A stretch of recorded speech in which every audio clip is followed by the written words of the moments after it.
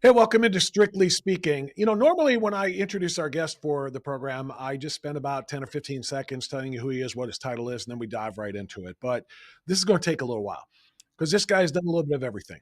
We're talking with Eric Caron today. He is a former DHS, former ICE, former Homeland Security, former Interpol special agent. He is an expert in transnational crime, counterterrorism, money laundering, national security, border security, Afghanistan, Iran, Dubai, Russia, and more. He's a 25-year decorated veteran special agent for the Department of Treasury, U.S. Customs, and Department of Homeland Security and ICE. He's the author of Switched On, The Heart and Mind of a Special Agent, and he has participated in or led investigations ranging from U.S. defense contractors and the CIA going rogue to weapons of mass destruction programs in Iran, China, and Russia, to fire and intrigue in Dubai and Afghanistan, and more. He is touching just about all of it. He knows it from the inside out. And today we talk national security inside and outside of our borders with Eric Caron here on Strictly Speaking.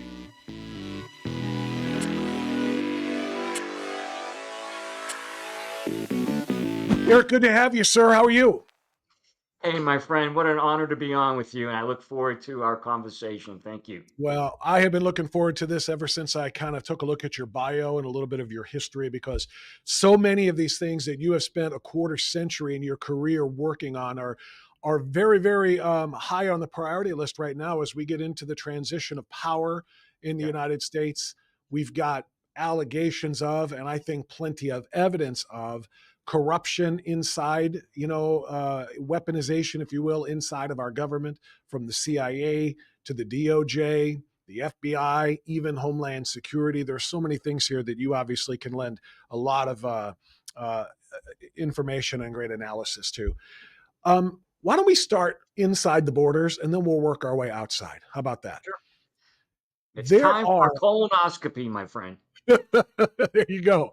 You know, I'm blown away. And at the time of our recording here, we're about 5 weeks away from the new administration taking office on January 20th. So Yeah. this may not be quite accurate to the moment here, but at this point in time, we're 5 weeks away, but already Tom Homan, the new border czar, a position created specifically for him by President Trump.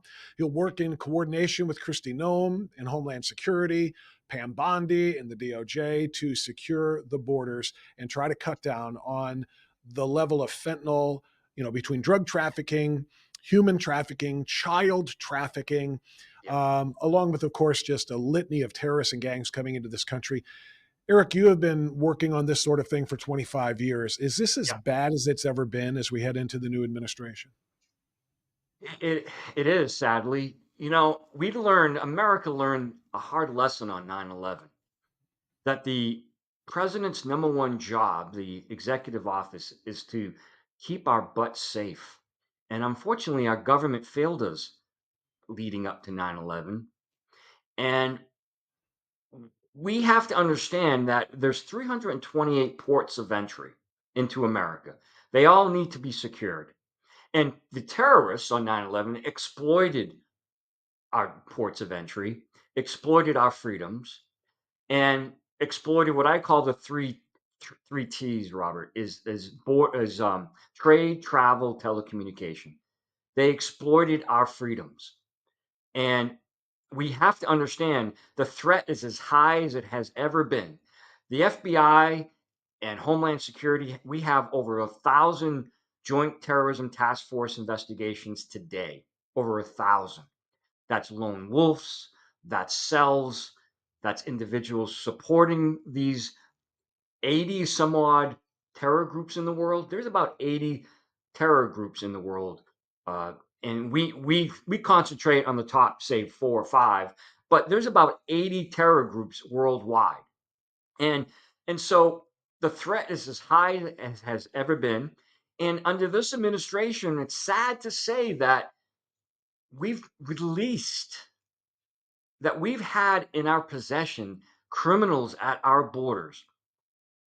And under this administration, we've released over 25,000 criminals into our communities, over When you say 13,000 criminals, convicted what murderers. kind?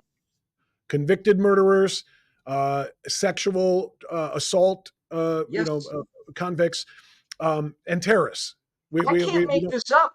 I can't, this is this is like a police officer at the local level stopping a drunk driver who is out of his mind driving at 1 o'clock in the morning, can't even talk, can't even stand, and the police officer lets him go down the road to kill someone.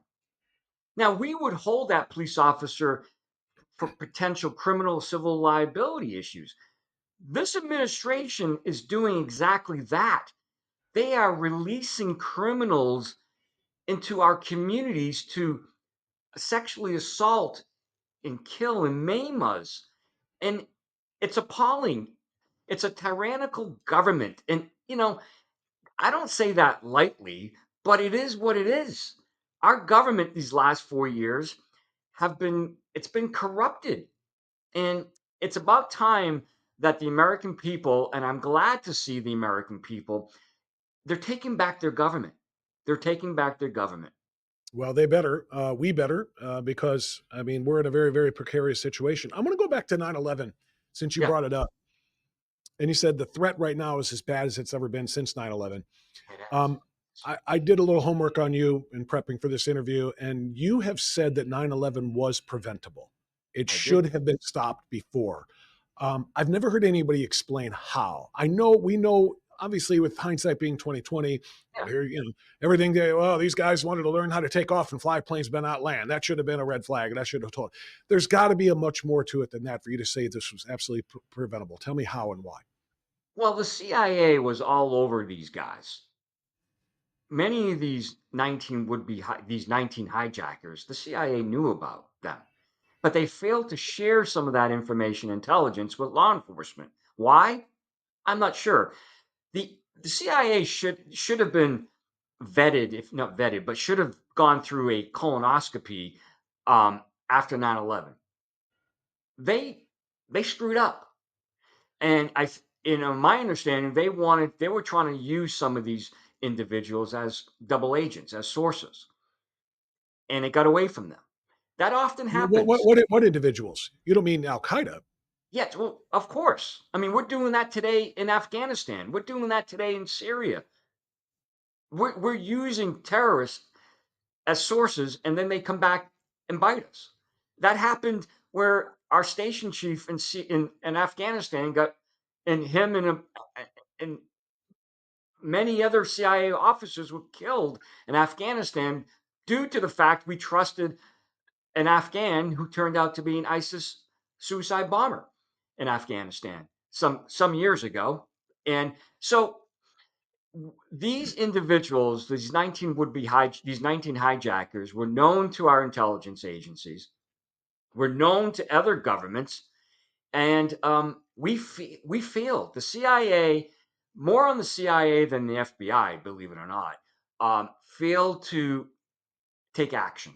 And and Did they sometimes, fail? Did they fail, Eric? Or, and I don't want to waste your valuable time with conspiracy theories, but some would say they failed. Some would say they intentionally looked the other way because there was a mission here at hand to make this happen in order to get us into a war in the Middle East, in order to go to war in Afghanistan, and obviously ultimately into Iraq. I don't believe in the conspiracy theories. I don't believe in the 9/11 truth movement, but that's what some say. What say you?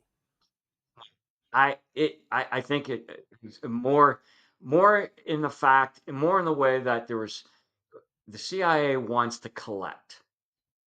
They want to collect as much information for the policymakers on the seventh floor and at the White House. And they sometimes don't want to do what they call a disruption.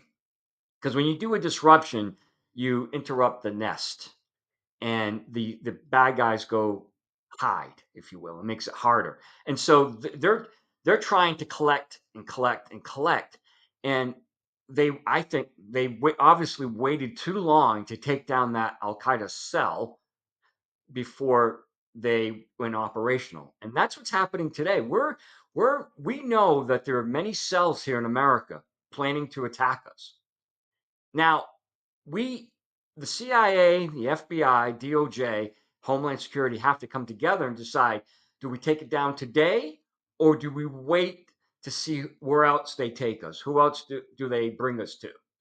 And so, my opinion is that the CIA waited too long to take down many of these hijackers, and we saw what happened. And so, I'm here to say to you that the threat level is as high as it has ever been. Look at Afghanistan.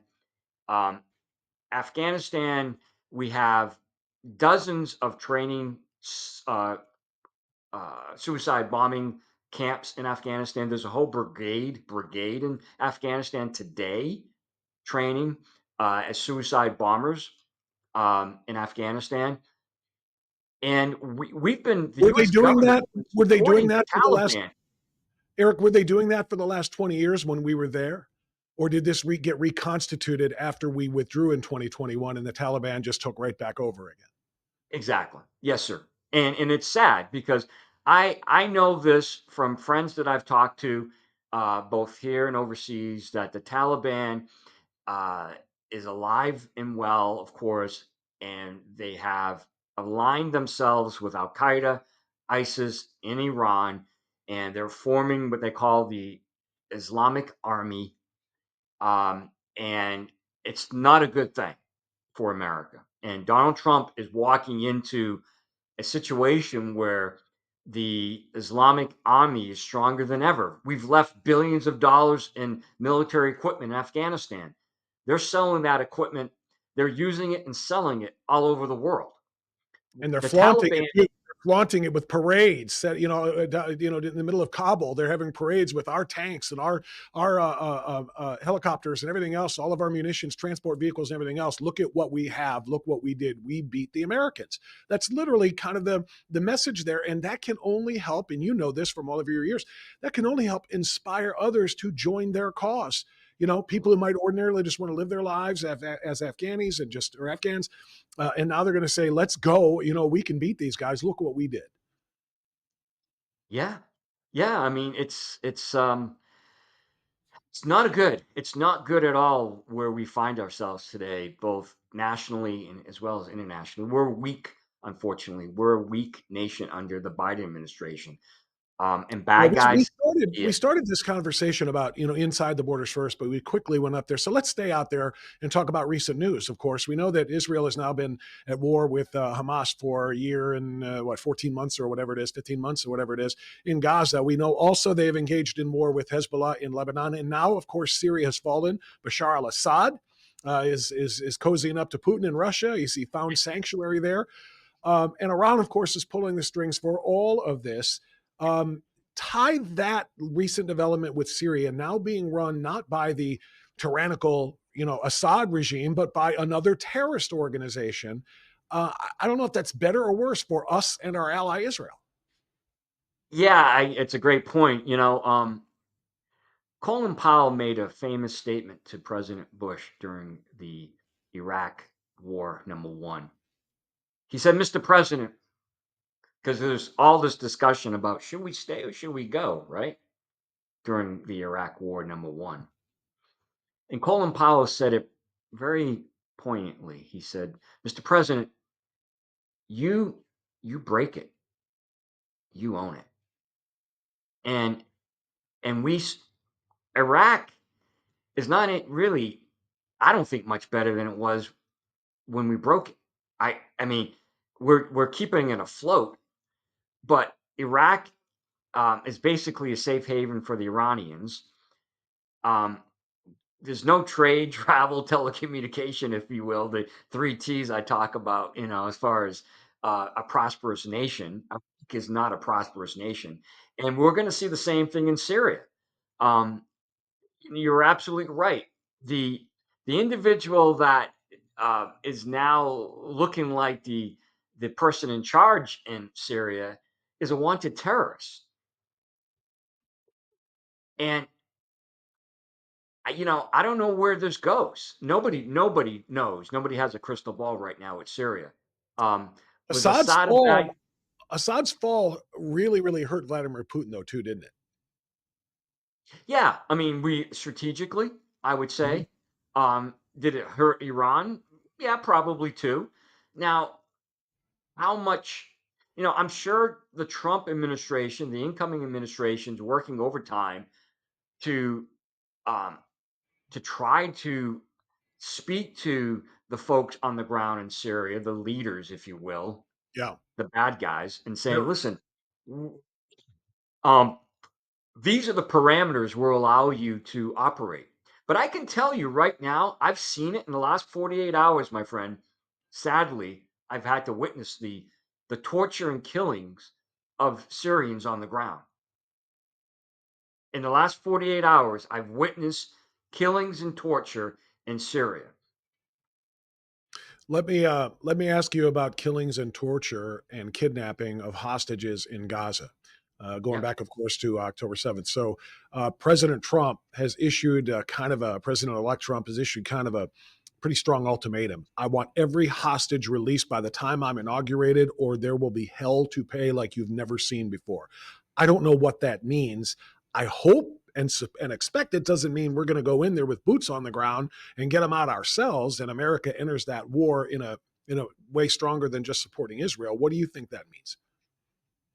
Well, my position, even when it came to Afghanistan, even after 9/11, so we're talking, I don't know how many years ago now, dozens of years ago, 20, 30 years ago. I'm dating myself. I've always thought that special operators were the answer when it came to um, identifying and destroying, killing terrorists responsible for 9/11, not a full blown invasion at all. I thought that was just foolish, personally. I lived in the United Arab Emirates for 4 years.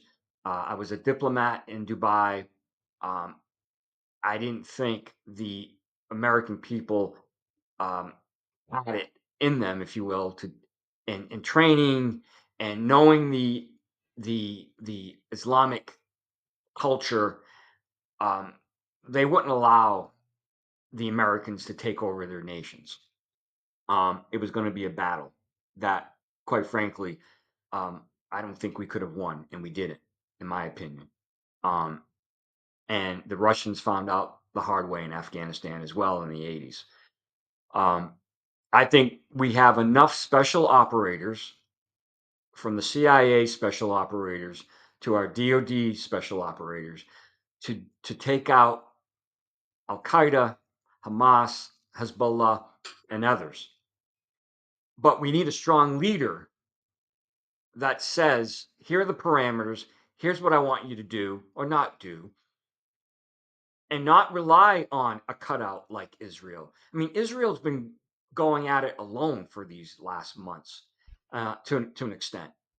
Um, Hezbollah, supported by Iran, is responsible for the deaths of many Americans, dozens, and we've allowed them to get stronger over these decades. Why? I don't know. Maybe because we don't want to get our We've hands got dirty. Maybe we're timid. Whatever the excuse is, we've allowed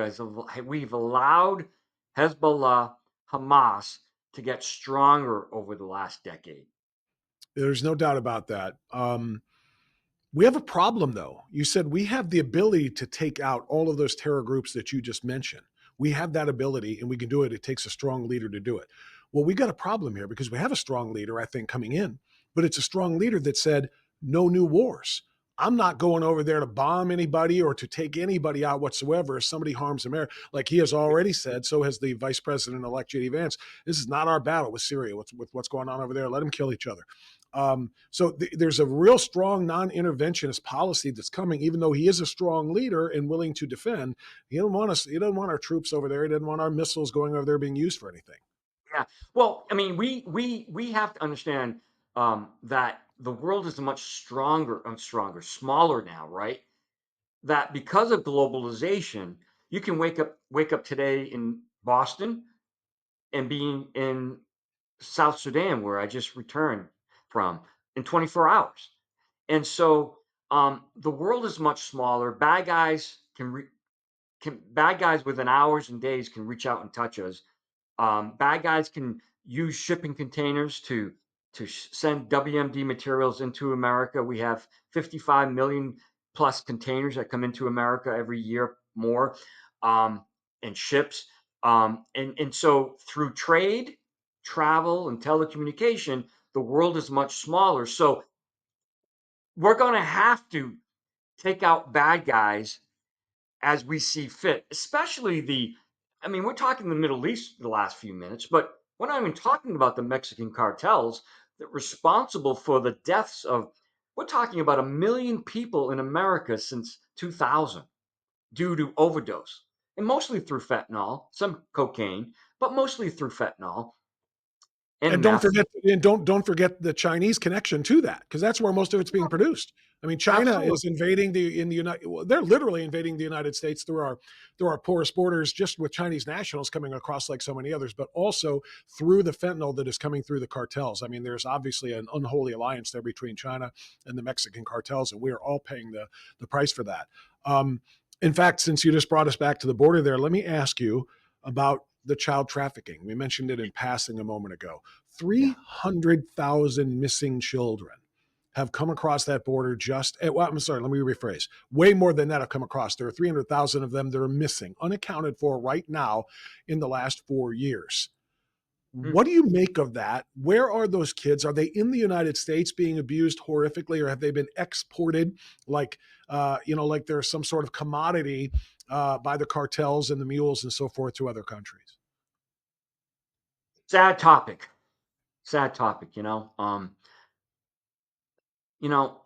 the Biden administration's been a gift to the cartels. And there's about what, seven major cartels in Mexico. They should be sanctioned as a state sponsor of terror. Agreed. I hope Trump does that. I hope he does that. He's going to get pushback from international corporations here in America because we're talking over $1 trillion worth of business in Mexico a year. So if you sanction the cartels, which in fact control most of the businesses in Mexico, U.S. corporations will find it difficult, um, legally, to do business in Mexico because the cartels control most of Mexico. Mexico is essentially a failed nation. I would agree. And And they're politicians won't they're a forget land that. bridge. They're a land bridge for 160, 170 other nations that have, sent people into this country. They know they just get to Mexico, and Mexico just allowed, which is why the tariff threat, is so important. Of course, the first time around when President Trump was in office, he used, that to get Mexico to agree, talking about tariffs, Yeah, to agree to the Remain in Mexico policy, which cut the illegal border crossings down by, I don't know, 800% or whatever it was.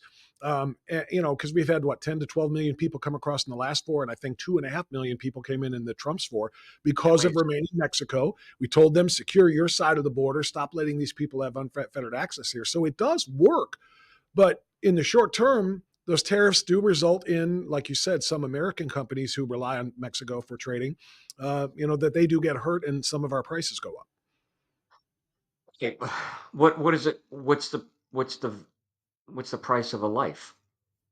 I mean, when your son or daughter dies because it's coming from Mexico and the porous border, I mean, I've talked to family members whose son or daughters have died, and they they want a strong border. They want border security.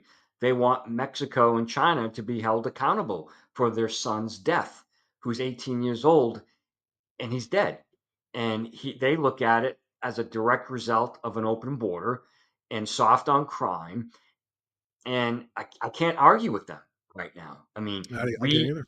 we're soft, and the cartels know it. China knows it, and they're taking full advantage of it. And they've taken full advantage of it. Now, human trafficking. The cartels love the Biden administration because they're making billions of dollars a year off the Biden administration. Um, on average, we're looking at about six to $10,000 a person to get across if you hire a coyote, to get across the border.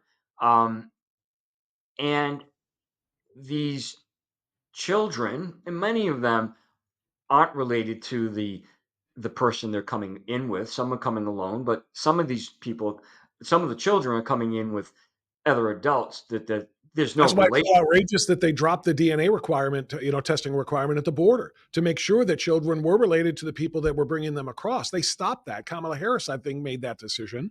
And how many of these kids, like you said, were being muled across and then sold into? I mean, they had addresses on their arms.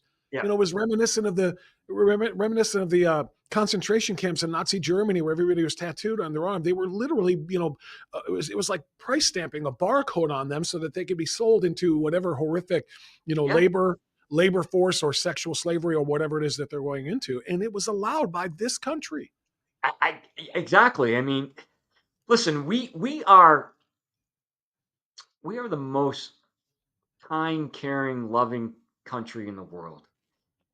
Empathy. And unfortunately, empathy's been turned on its head by this administration. We we we want people to come to America, but lawfully and legally. And we will help anyone in the world. And we have with money, with our lives. But we can't allow our government, our government that's supposed to represent us and supposed to keep us safe, become a tyrant, if you will. And that's what's happened over the last few years. And so these children um, who come are trafficked. They will be used for labor, and they have. They will be used for sexual purposes. They will be used for organ harvesting. Um, they will be used for human sacrifice. I mean, I just returned from Africa, and people say, "Well, that happened in Africa." I know of in Tanzania, in Uganda, there's a human sacrifice task force made up of police officials because the human sacrifice is ongoing in Uganda. Now, people say, well, that's 8,000 miles away. That would never happen here, right? I have a news for you. It's happening here. Is it happening on the scale it is in Uganda or in Tanzania or in Kenya? No.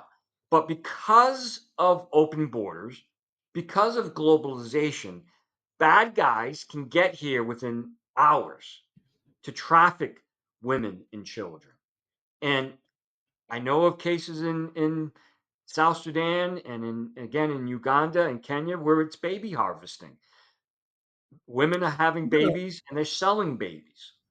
I'm gonna So, regret asking this, Eric, but yeah, when you say human sacrifice, I mean, I think of, horror movies, the worst kind of horror movies. I mean, what are we talking about here? yeah, yeah. I mean, when I traveled to Uganda. I've been fortunate in the last few years. I've been to Africa about 10 times in the last few years. Just returned from South Sudan. And I went to a child concentration camp in South Sudan just 2 months ago.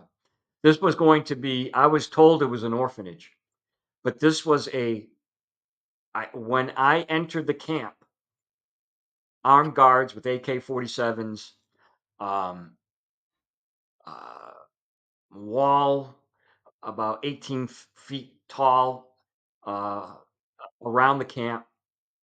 Um, I was shocked. There wasn't 20 kids. There wasn't 100 kids. There wasn't 500 kids. There were over 2,000 children in a camp that I went to with no food, no water, no bathroom, no kitchen, no place to sleep. And I was shocked. And I can tell you the man in charge of this camp, um, I hope someday will be prosecuted. Um, and I think you these kids are misspelled commodities. executed. These kids are commodities. So these kids, and I was told that about 1,000 of these kids were kidnapped from their villages and brought to this particular camp. Are they all Um, African children, or are they children from around the world that have been trafficked there? they were all Africans. I did not see any other children uh, Okay. around the world, and I do have pictures and video. Um, and these children will be sold. for various purposes that I just discussed, from organ harvesting to baby harvesting to labor to war fighters. I mean, there's about 65, give or take, wars in the world, about 20 so wars in Africa. We have about 21 shadow wars in Africa right now with the Islamic and Al Qaeda groups in various nations. So these children will be used as war fighters. Um, and will some of them come to America? Absolutely. Will some of them come to America to harm America? Absolutely. Um, our policies should be what? With all of your experience in national security, homeland security, counterterrorism, and so forth, Yeah. what should our policy be about that? Because when that was going, no, it's not the only place because we know that there are concentration camps that not just for children but also for adults. You know, the Uyghur Muslims who are being treated in the same type of manner by the Chinese Communist Party. But we kind of just look the other way as a country. It's not our problem. It's not our problem. And it wasn't our problem either in 1939, 1940, 1941 either until it was. And we went over to do something. What should our policy be when you have children, thousands of children being treated in the way you just described? Yes. And again, in comparison to what we did in World War II. Well, we got to stop. USAID via the State Department needs to stop aiding and abetting these nations. Um, and besides World War II, we learned again the hard lesson on 9/11 that if we turn a blind eye to countries that harbor terrorists and or train terrorists, they will come to America because of globalization. I go back to that because I think most Americans feel that we live in this small little bubble, that nobody will touch us. I have news for you.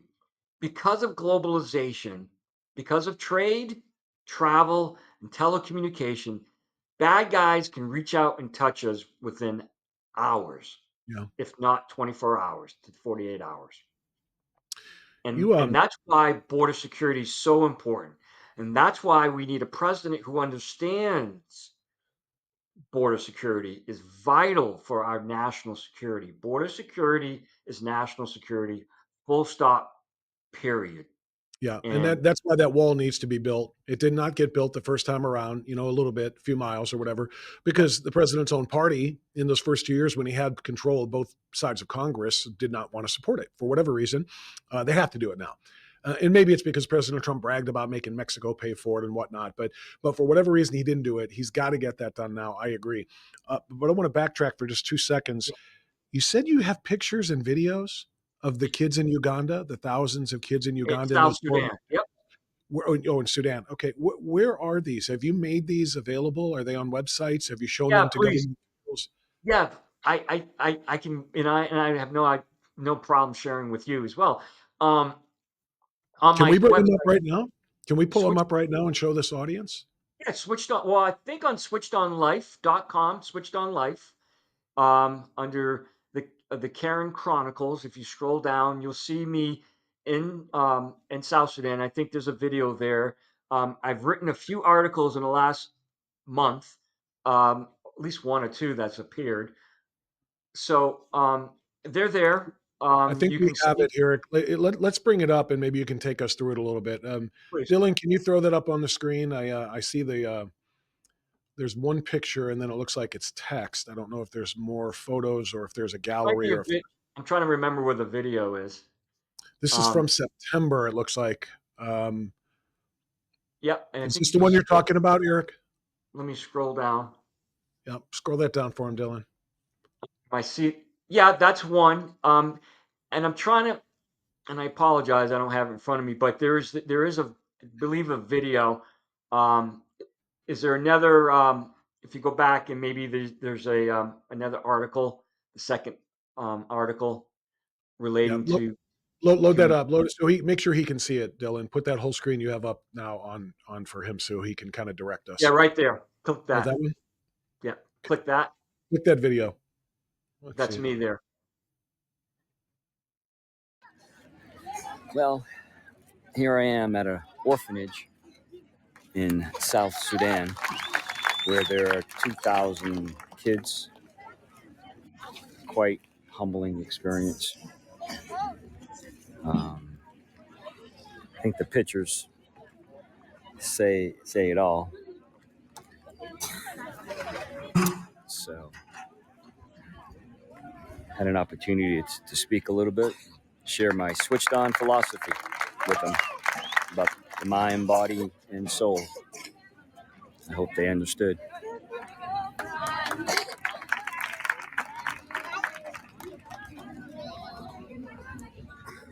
There's a sense. That's a sense of what I saw.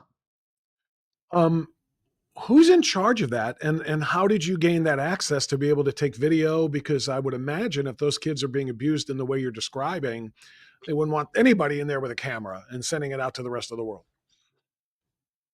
Well, I'm I'm a little hesitant. The leader of the camp, I believe, is the bad guy. Obviously, Mhm. he's a prophet, and the prophet is connected to the current president of South Sudan, who's giving this prophet money and land. The U.S. government has been giving South Sudan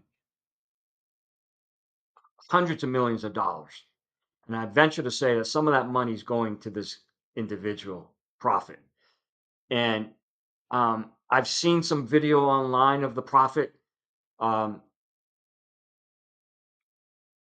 it looks like he's abusing some children, in some type of exorcisms, um, with children And are is that being is that held. one of the places where the child sacrifices you were talking about are happening? You know, that's one of the places, but it's also in Uganda as well. And I met with, again, had a fortunate, believe it or not, I guess I was so fortunate to travel to Uganda and met with the Uganda police official. Um, and that article, I believe, is up as well on my website. Um, and um, I met with her, and she heads up the Human Sacrifice Task Force. And she shared with me official stats, and she said, "Eric, these are official numbers, but it's much higher than this." And I believe the number was 73 or 74 children who were sacrificed, in 1 year. And I asked this before, and I don't think I got a real clear answer, and maybe that's a good thing because I don't want it. But when you think of like animal sacrifices in certain religions, they'll often slit the throat of the animal and let it bleed out, and then they'll do the whatever with the blood as a part of the quote unquote sacrifice ritual. Is that what same, they're doing? Is that what they're doing to children? yes, drinking the blood. Yep. So those kids in And that video we just saw, they're just waiting to find out if they're going to be selected for something like that, or they're going to be selected for sale to, into a labor camp or into a sexual slavery ring or what have you. They're all just basically waiting there under guard, and they have no idea what's going to happen to them. 100%. Yep. I knew I didn't want to Yep. know. Yep. I mean, I can tell you again. I mean, I've seen the pictures of the babies. I mean, this was another case in South Sudan where a woman who ran a camp, for women and children, where she was allegedly harvesting babies, sending them to Uganda for sale. And a lot of times, the babies are sold into the Middle East. Um, so these are topics, my friend, that, like you said, most Americans, never mind terrorists, these are topics that most Americans don't want to talk about No. because they're just shocking to the mind. I get it, you get it, but if not me, not you, then who? Yeah. No, I agree. They have to be talked about. I don't want to. Like I said, I don't want to ask this question because I don't want to hear the answer, but I kind of have to. And we need to know what's going on in order to, rattle the cages of the people who matter the most to try to do something about it. If again, and this is that conundrum we find ourselves in, that's 8,000 miles away. We got people in North Carolina still living in tents after the hurricane in wintertime. We got to deal with this first. We can't deal with that over there. So that's the thing. In fact, let's come back home now and let's talk about our kids. Let's talk Yeah. about our kids in a different way. Um, the parents of our kids Yeah. who are being indoctrinated in some pretty wild ways in our schools have been targeted by our own agencies, by the FBI, the Department of Justice. Yeah. You know this, and we've all been following it over the course of the last several years. Um, what will it take to root out that weaponization of government? Then we're talking about, like I said before, FBI, CIA to an extent. CIA is not domestic, but FBI, the Department of Justice, so, whatever Yeah. branches, if you will, of the agencies are targeting parents for simply trying to look out for their kids. We hear all the time about the quote unquote deep state. What is the deep state, and what is its role, and how do we fight back against it? Well, let me just clarify something. The CIA, they do operate here in the US. There's a whole domestic side of the house that I'm familiar with, and most Okay. people in my profession understand it. So there's the the NR side. It's called NR, National Reconnaissance side. Um, Do they work in conjunction with FBI or in competition with? sometimes both, yes, and with me too. Because we've They, seen that. now, You even brought that up about the 9/11 thing we talked about. CIA and FBI did not communicate, and I think everybody knows that when Bill Clinton was president, right before all that went down, right. the CIA and the FBI were at loggerheads over a lot of things, sharing of information. So if that's happening domestically, that's a problem. Well, listen, if I can pivot for 1 second, yeah, I mean, I investigated the CIA for obstruction of justice under Bill Clinton, and so I've always kept CIA at arm's length because sometimes their end game is different than my end game. And the case I had in 1998 involved Hughes and Loral, two defense contractors, and they were providing China with missile technology, military technology that they shouldn't have, critical missile technology. So what started off as a criminal case turned into an obstruction of justice case when the CIA, on the surface, were helping us. They were helping us, but they went behind the scenes and gave a roadmap to the targets of the investigation because they wanted to preserve their 50-year relationship with Hughes and Loral. And so that relationship was more important than the rule of law. And I'm not surprised. And don't get me wrong, there are good people in the CIA, but the highest levels, there's an arrogance, if you will, about them that they can do whatever they want and when they want. Well, that's not the case. It shouldn't be the case. And we're seeing that under the Biden crime family, that the CIA more than likely is at the heart of the Biden crime family. What did they know and when did they know it? And if they knew that there was criminal acts being done by the Bidens, they had an obligation under Executive Order 12333 that talks about the fact that they're supposed to notify DOJ of crimes. So, um, the Trump administration coming in is going to, I believe, disclose all of this information to the American public. And I think the American public will be shocked to learn um, the scope, the depth of the CIA's involvement in the Biden crime family. Um, Now, who was the go ahead. director of the CIA during the Obama years? Who were the director or directors of the CIA that you're saying were involved in this in some way? Not investigating the Biden crime family, as Hunter went out there and worked on boards in Ukraine, in China, in Romania, and I think Kazakhstan maybe or whatever, and, Yeah, and all selling access to his father to the vice presidency. You're saying the CIA was running that, and who was in charge then? I believe George Tenet was the director at the time.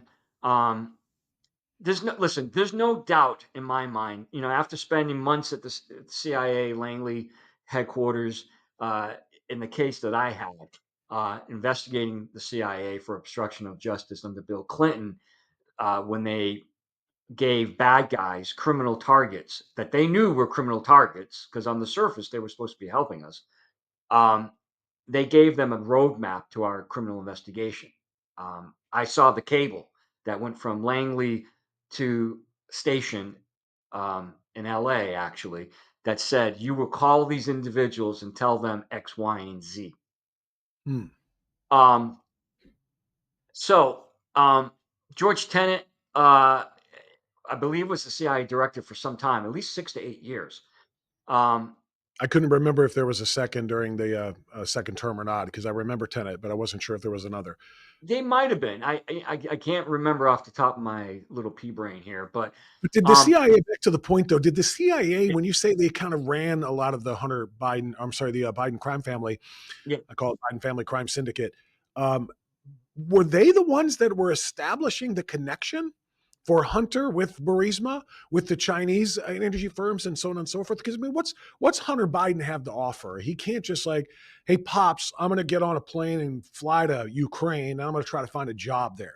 Hey, look, they're looking for a board member at an energy company called Burisma. I'm going to go fill out an application. He didn't do that on his own. Are you saying that the CIA set those up? Well, that's possible. That's in some of these cases that's very possible. Just by chance. They knew Hunter was doing X, Y, and Z. So Hunter, while you're doing this, can you do that for us? Kind of a quid pro quo, if you will. Right. And so you have to understand too that Hunter Biden is not traveling to China to meet with the Chinese director of the spy agency without the CIA's knowledge. So prior to a trip like that, and this is why Joe Biden was vice president, there's pre-brief meetings at the National Security Council, at the Oval in the White House, and others or other locations with the players. So somebody from the State Department, probably somebody from CIA. Maybe they don't say CIA. Maybe they say USAID. Maybe somebody from FBI. Who knows? But there's a team meeting before he leaves to go meet with the head of the Chinese spy agency, without a doubt, because it's the who, what, when, where, and how, and what's in it for the USG, and what's in it for Hunter Biden. And understand, he travels there and he meets these Chinese officials or other foreign officials. Of course, they know who he is and his relationship with Joe. Um, and so it's very easy for them, for their intelligence services, to back their way into the Oval Office via Hunter Biden, Joe Biden, and spy on the commander in chief. And, you know, it's going to, history's going to say it was smart to use Hunter Biden as a source, or not? Do we want to trust somebody who's on heroin or crack, um, as a source, or not? I mean, was he? I'm waiting for Joe Biden to maybe give Hunter Biden the some type of medal before he leaves office for being the best asset of the CIA. I'm waiting for that. He's got his medal. It's called his pardon, and there are probably more to come. Right? Yeah, yeah, Do you think yeah, that the rest of the Biden crime family, as you call them, yeah. including anybody who made money off of those deals, those foreign influence peddling deals, you think he'll give them all pardons on the way out, and including himself? Yeah, I mean, absolutely. I mean, I can tell you those records. I worked for after I left the government, and I'm a money laundering expert, if you will, who charged money laundering in criminal cases. And then I went to work for one of the world's largest bank, HSBC in Dubai, heading up their money laundering uh, intelligence section Mhm. in the United Arab Emirates. So I know a little bit about money laundering. So these banks have all the documents. They have all the documents going back and forth. And because Joe Biden, Hunter Biden, was a what we call a PEP, politically exposed person. Mhm. So that elevates them to more scrutiny within financial institutions.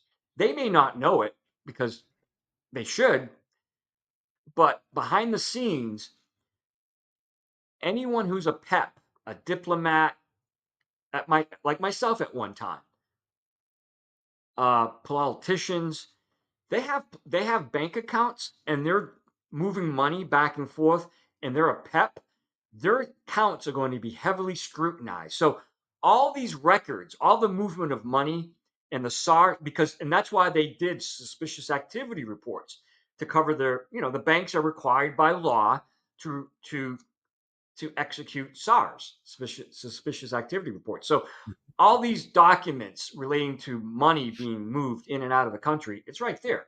So yes, and Joe Biden knows it now. He knows that the Congress has been gathering all these financial records, and he knows he's exposed to criminal prosecution. He knows so Biden. Oversight has a ton on him. Oversight has a ton.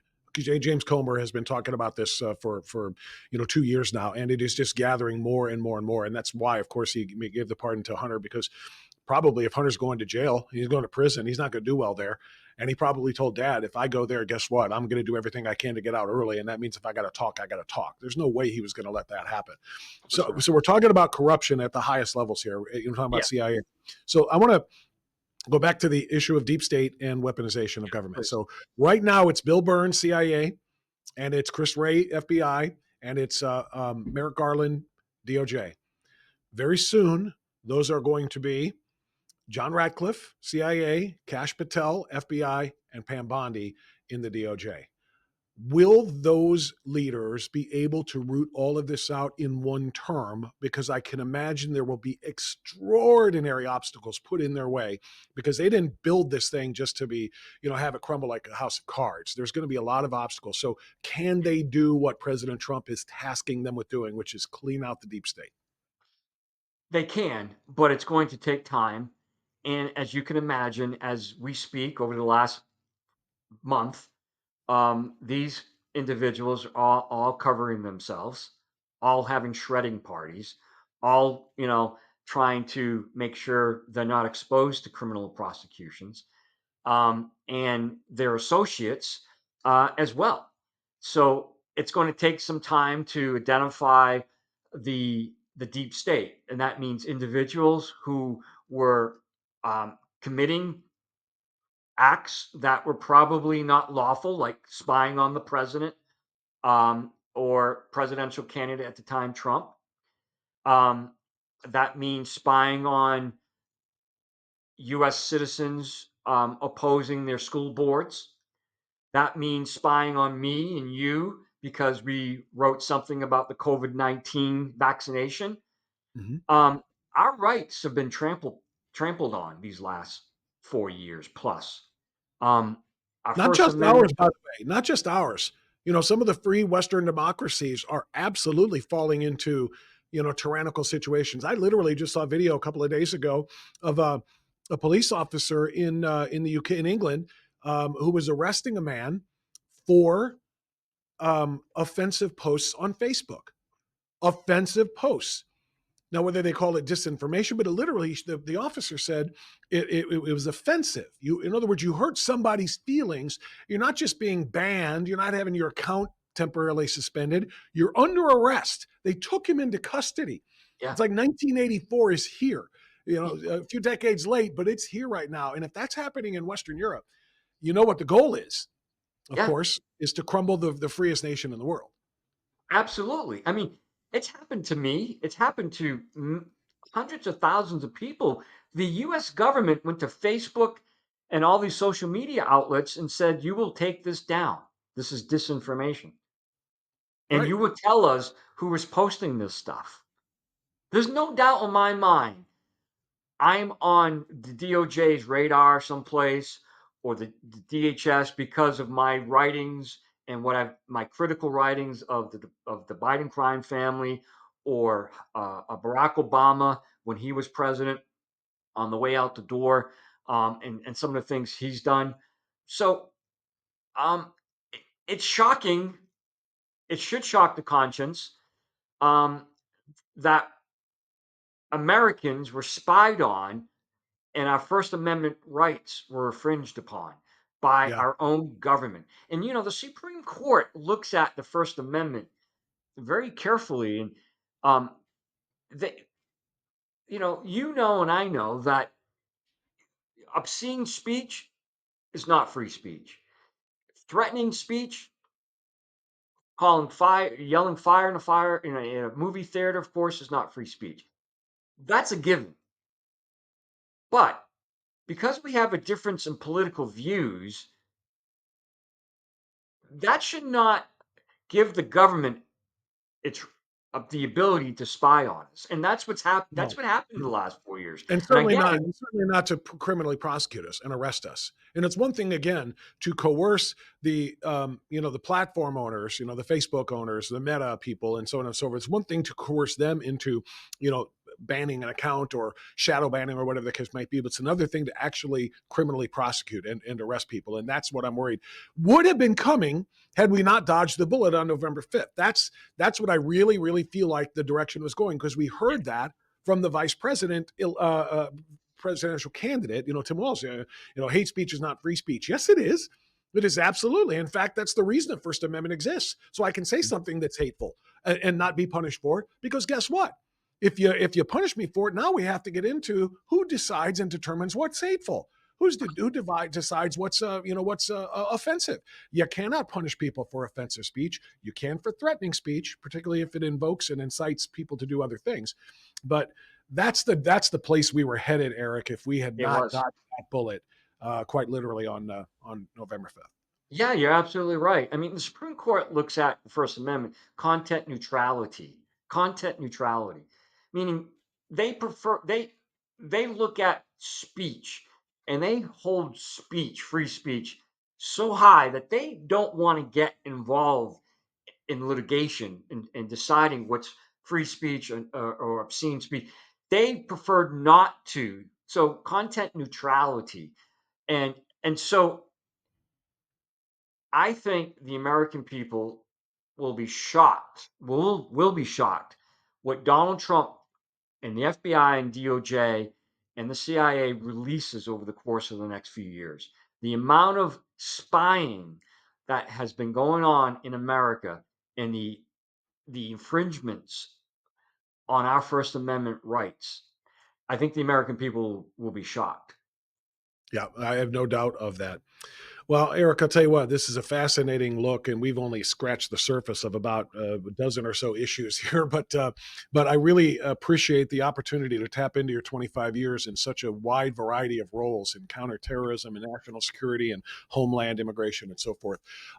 People can follow you. We have on the website, let's see, we have at Caron 2049. That's is that a Twitter handle? Yeah, but more my website Switched on Life is where Yeah, for me it's that's the where big one. people can get all the information from videos to articles I've written, to getting a hold of me.